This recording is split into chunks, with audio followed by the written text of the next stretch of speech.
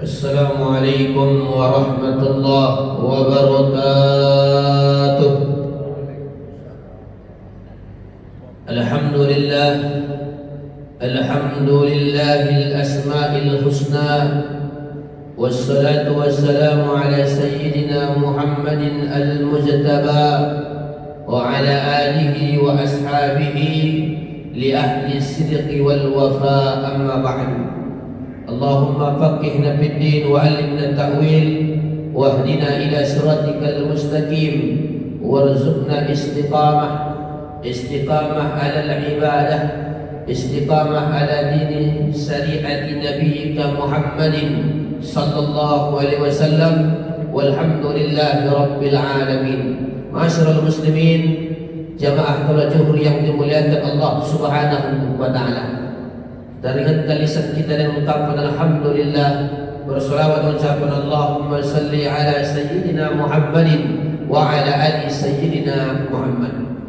Wa qala al-faqih rahimahullah ta'ala, beliau mengatakan di salah satu karya beliau dan salah satu kitab beliau mengatakan, liman arada, siapa yang ingin ayyakuna syarifan wa thayyiban indallah, siapa yang ingin dia adalah dipandang Allah sebagai orang yang baik, dalam pandangan Allah dia sebagai orang yang mulia, dalam pandangan Allah dia adalah thayyiban, rajulan thayyiban, rajulan khairan, dia sebagai laki-laki seseorang yang baik dalam pandangan Allah Subhanahu wa taala. Tentu satu kemuliaan kalau seorang hamba, seorang insan baik dalam pandangan Allah, mulia dalam pandangan Allah.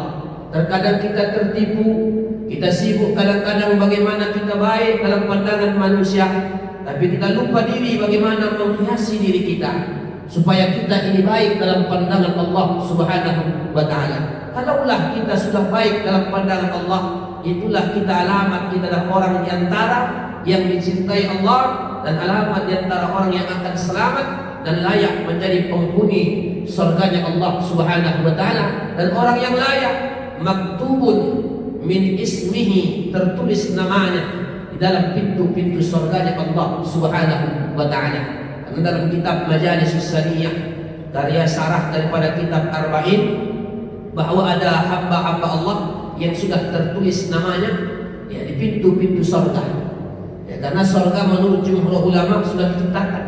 Surga itu sudah ada, ya sudah maujud, ya surga yang disediakan khusus bagi hamba-hamba yang mukmin yang beriman kepada Allah Subhanahu wa taala. Nah, makanya kita mesti berusaha bagaimana kita ini baik dalam pandangan Allah. Nah, ada orang kadang-kadang berupaya supaya baik dalam pandangan manusia. Kadang-kadang manusia sudah merasa kita berbuat baik, tapi tidak semua orang menganggap bahwa kita baik. Sebaik apapun kita, terkadang kalau di mata manusia ada saja yang memandang kita macam-macam. Ya, kita mengurus sesuatu menurut kita sudah baik, memberikan yang sempurna. Tapi kalau orang melihatnya dengan mata yang lain, dari sisi yang lain, tetap tidak baik. Jadi kalau kita hanya berfokus ya supaya baik dalam pandangan manusia, kita akan capek. Ya, kita akan pokoknya berat kalau hanya kita mencari pandangan manusia. Lalu gimana kalau kita ingin baik dalam pandangan Allah? Di antaranya fal yastaqis sabahan, hendaklah kita kalau bangun di waktu subuh. Kalau kita ingin mulia dalam pandangan Allah, hendaklah bangunnya di waktu pagi, dalam artian waktu subuh. Karena ciri orang saleh bangunnya di waktu sahur, di waktu sahur jam 4, ya jam 5, di waktu subuh yang penuh barokah. Itu orang kalau ingin baik dalam pandangan Allah. Summa falyahmadillah, kemudian lalu dia mengucapkan alhamdulillah. Summa ya'ra qabla naum, kemudian dia memulai sebelum tidurnya dengan doa, menghiasi sebelum tidurnya dengan doa.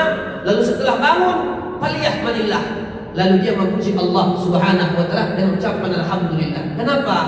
Karena pas mau tidurnya dia tamallukkan dirinya kepada Allah, lalu pas bangunnya langsung tamalluk ingat kepada Allah. Tentu ini catatan bahwa orang ini adalah orang baik dalam pandangan Allah Subhanahu wa taala. Sebelum tidur dia sudah ta'alluq, hubungkan dirinya kepada Allah yang Maha menghidupkan. setelah bangun langsung dia ingat Allah Subhanahu wa ta'ala. Nah, itu ya, orang kalau ingin baik dalam pandangan Allah, dia ucapkan alhamdulillahilladzi ya ahyana, atau dengan yang biasa diajarkan kepada anak-anak kita, diucapkan itu doa tersebut. Baru dia bangun itu, barulah dia melaksanakan amal-amal, baru summa yusalli, kemudian dia salat walau kahal bisain. Kalau dia walaupun seperti lamanya, dalam artian kalau dia bangunnya jam 4 atau jam 3 atau tengah malam, lalu dia sholat, dalam artian sholat malam, walaupun seperti lamanya memeras susu kambing, ya sekedar dua rakaat. Ya, summa yastaghfir, summa kemudian dia memperbanyak istighfar kepada Allah Subhanahu wa ta'ala. Ketika dia tadi bangun, dia sudah melepaskan satu ikatan setan.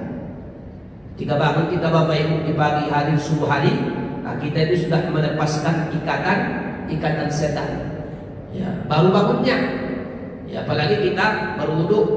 Ya, wudu kita, setelah wudu mungkin ada yang mandi, bagus, alhamdulillah. Ya, karena di antara kebiasaan para sahabat itu termasuk adalah mandi subuh. Jadi antara kebiasaan para sahabat yang jarang mereka tinggalkan termasuk adalah mandi di waktu shabah, di waktu pagi. Itu kita baca beberapa riwayat, para sahabat tersebut sering mandi di waktu subuh, sehingga mereka langsung semangat, ya, segar dan lain sebagainya. Ini Bapak Ibu yang dimuliakan Allah Subhanahu wa ta'ala. Kemudian summa yabda likulli amrihi bil basmalah. Kemudian setiap gerak-geriknya, perilakunya selalu memulai menghias dirinya dengan kalimat Bismillahirrahmanirrahim. Inilah orang yang baik dalam pandangan Allah Subhanahu wa ta'ala. Kemudian apa lagi? Summa yanwi ala qalbihi. Kemudian ketika dia bangun tadi, terniat dalam hatinya. Apa dalam hatinya terniat? Ya Allah, ya Rahman, andai kata hari ini aku berjumpa dengan orang yang tidak tegur sapa denganku, aku akan memulai menegur sapanya dan akan memperbaiki islah baini wa bainahu, memperbaiki hubunganku dengan hubungannya. Inilah orang yang baik, ya, dalam pandangan Allah Subhanahu wa ta'ala. Baru kemudian disambung lagi, summa liman arada ayyakuna kasbuhu thayyiban. Kalau ingin profesinya dinilai Allah, pekerjaannya baik di sisi Allah, hendaklah dia juga falyahfaz, hendaklah dia jaga beberapa hal, termasuk wala yuakhir faraidallah. Jangan kamu akhir-akhirkan, tunda-tunda sesuatu yang diwajibkan Allah. Salat seperti zakat. Saking pentingnya zakat Bapak Ibu, ya, dalam kitab fikih tuqaddimat zakatu, didahulukan zakat antirkal madayun, daripada ya hutang. Ya, daripada hutang. Andai kata ada orang wafat sementara dia punya hutang, ya, punya hutang, lalu kemudian sebenarnya sebelum dia, ketika itu dia dalam keadaan juga wajib mengeluarkan zakat.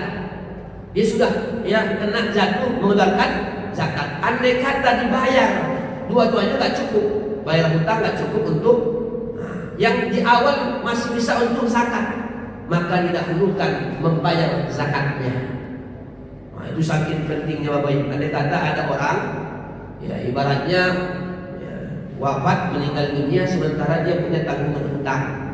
Tapi samping dia tanggungan hutang, dia juga orang yang layak, sudah mestinya membayar zakat harta.